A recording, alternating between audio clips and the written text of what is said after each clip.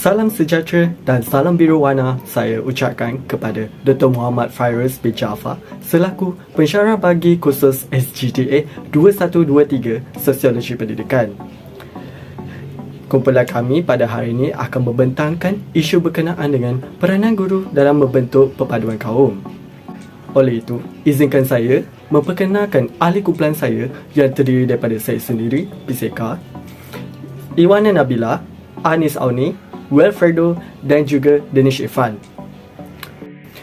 Dalam pembentangan video ini, kami akan membincangkan beberapa perkara yang bermula dengan pendahuluan topik pembentangan, isu berkaitan topik pembentangan, hubungkan isu yang dibentangkan dengan teori sosiologi dalam pendidikan, penyelesaian terhadap masalah yang dibincangkan, serta kesimpulan daripada isu yang dibentangkan. Seterusnya, saya akan menyerahkan kepada saudari Anis Auni untuk membentangkan topik beliau. Terima kasih kepada sahabat saya, Piseka. Hai, Assalamualaikum dan salam biru warna. Nama saya Anis Auni binti Cik Muhammad Zaki bernombor matrik 285143. Okey, untuk perbincangan kali ini kita akan mengolah serba sedikit mengenai peranan guru dalam membentuk perpaduan kaum. Okey, guru merupakan sebuah profesyen yang sangat mulia.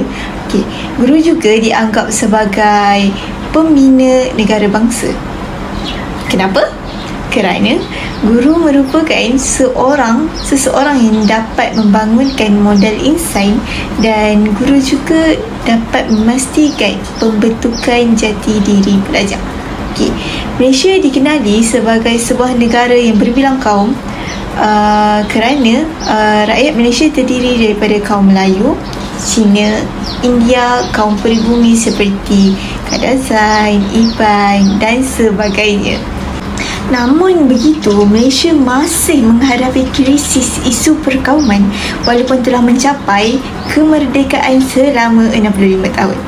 Jadi, isu perkauman ini masih menjadi perbualan yang sangat hangat dalam kalangan rakyat Malaysia kerana pernah wujudnya satu peristiwa lampau iaitu pada tanggal 13 Mei 1969 yang menjadi pencetus ketegangan perpaduan kaum.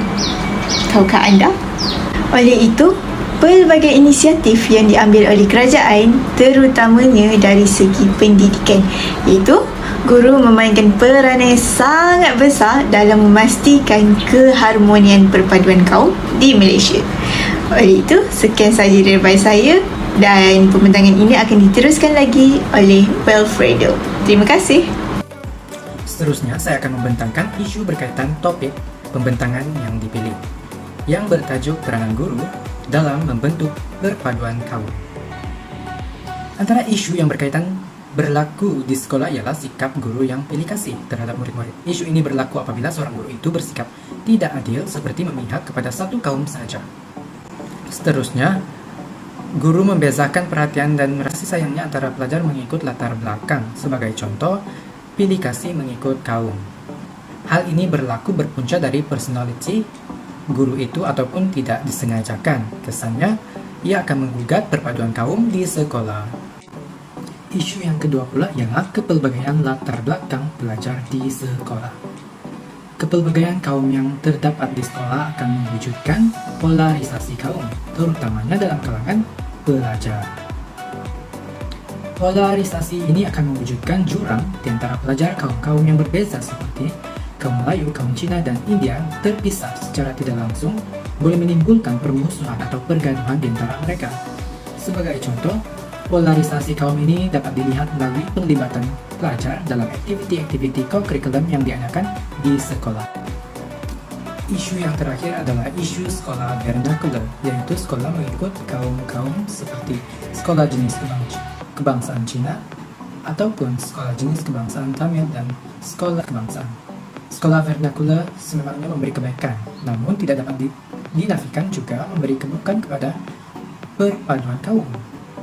Hal ini karena apabila menghadiri sekolah vernakular, murid akan mempelajari satu lagi bahasa baru selain daripada bahasa ibundanya. Itu adalah kebaikannya. Ini akan memberi peluang kepada mereka jika mempunyai kelebihan bertutur lebih daripada satu bahasa semasa berada di alam pekerjaan kelak. Namun, keburukannya dapat dilihat melalui jurang perkauman yang terbina di antara pelajar apabila menghadiri sekolah mengikut kaum ini. Keadaan ini berlaku disebabkan kurangnya interaksi pelajar-pelajar dari pelbagai kaum. Sehubungan dengan itu, guru-guru berperanan untuk mendidik murid-murid mereka perihal perpaduan kaum bagi mewujudkan kesamartaan antara kaum walaupun menghadiri sekolah yang berlainan. Bismillahirrahmanirrahim. Assalamualaikum warahmatullahi wabarakatuh dan salam sejahtera diucapkan kepada doktor dan juga rakan-rakan. Sekarang saya akan membentangkan bahagian saya iaitu hubungan kait isu yang dibentangkan dengan teori-teori sosiologi dalam pendidikan.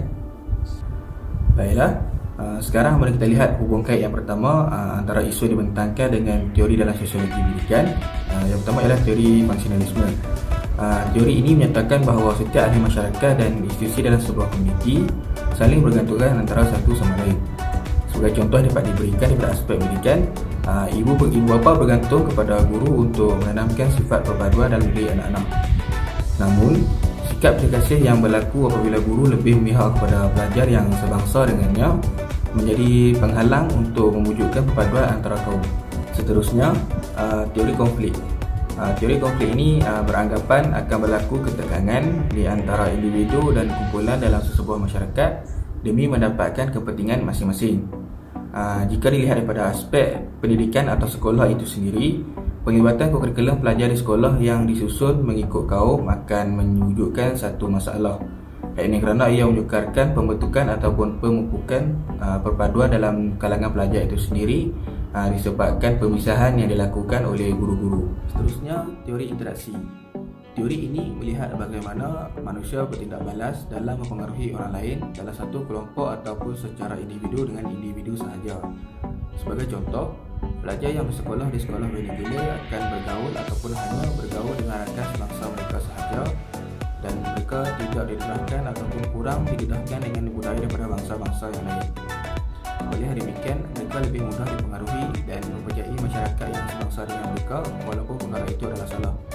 Sebagai contoh, isu kaum-kaum yang dibangkitkan. Akhirnya usaha untuk membuatkan perpaduan antara kaum itu sendiri tidak dapat dicapai. Sekian sahaja daripada saya. Terima kasih. Seterusnya, langkah penyelesaian lain terhadap masalah yang dibincangkan termasuklah guru berperanan menjadi suri teladan di sekolah. Guru perlu menunjukkan sikap dan perlakuan yang baik, terutamanya di hadapan pelajar. Nilai murni yang ditunjukkan oleh guru di sekolah mudah diterapkan dalam jiwa pelajar.